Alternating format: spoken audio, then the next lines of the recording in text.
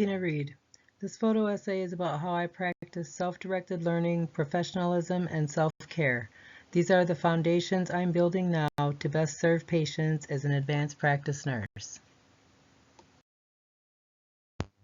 This photo essay traces how I am building professional and personal health practices, emotional steadiness under pressure, and a spirit of inquiry that translates into better clinical outcomes.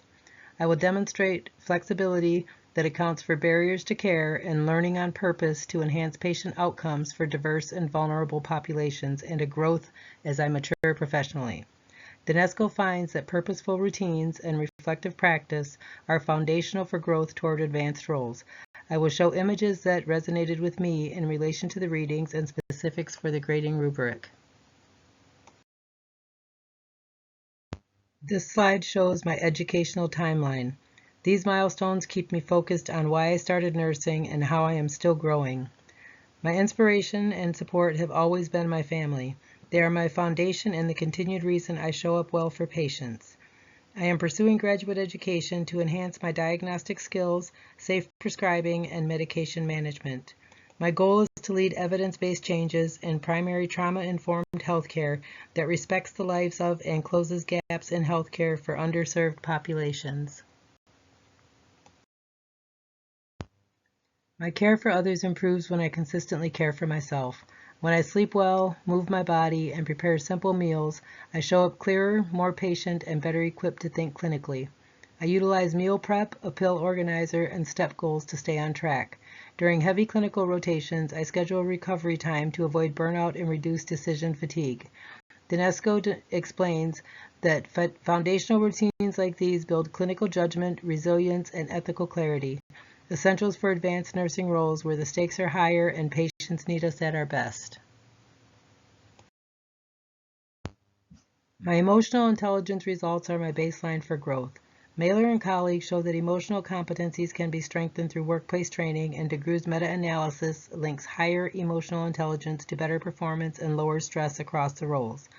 In practice, I name what I'm feeling, choose de-escalation strategies, and use teach-back, especially when people are affected by trauma, addiction, or violence. These actions help keep communication safe, respectful, and aligned with the patient's health literacy. I also plan ways to decompress after difficult, heavy, or high-risk shifts to restore calm, regulate my mood, and protect my own mental health so I can keep showing up for others. Clinical problems deserve clinical questions with real answers.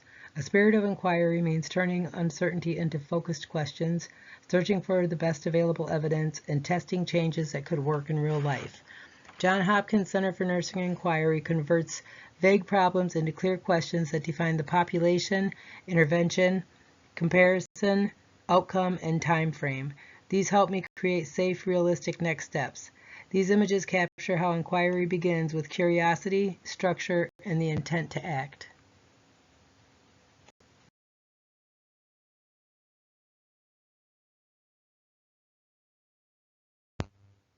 Flexible planning is part of trauma-informed care and the reason patients come back.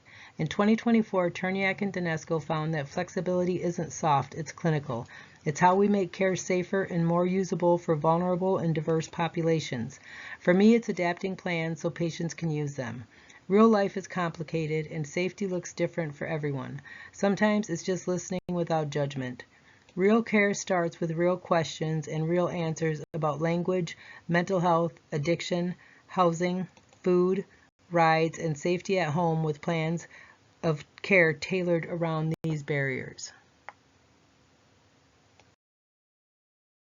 For me, lifelong learning isn't just a school requirement. It's a mindset and a choice. Continued education helps me stay sharp and ethically grounded. My current role in the float pool gives me the opportunity to care for patients across every hospital setting, building confidence and versatility. Every skill I build adds to my ability to lead safer, smarter care, improve outcomes, and strengthen my transition into the advanced nursing role.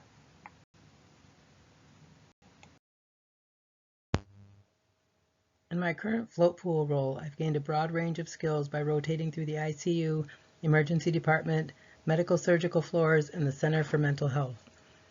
These experiences have sharpened my ability to anticipate needs, adapt quickly, and to think critically in high-pressured environments. I've also grown in how I collaborate across disciplines. Whether it's working with social workers, pharmacists, or respiratory therapists, I've learned that interprofessional teamwork is essential.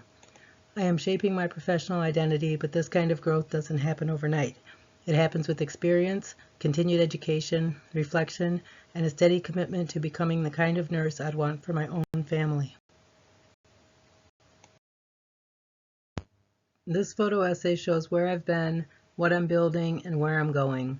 My plan is to grow into the kind of nurse that leads with knowledge, flexibility, and heart. My personal health habits, emotional intelligence, and spirit of inquiry are how I care for myself and my patients with consistency, compassion, clinical accuracy, and accountability. My goal is to keep strengthening the basics I need for advanced practice, adapting plans, learning on purpose, and leading with maturity. Nursing isn't just about what we do in the room. It is about how we think, how we grow, and how we show up again tomorrow. It is as much about reflection as it is about action. Learning doesn't stop when the shift ends or the degree is earned. Nurses never stop learning, and I won't either.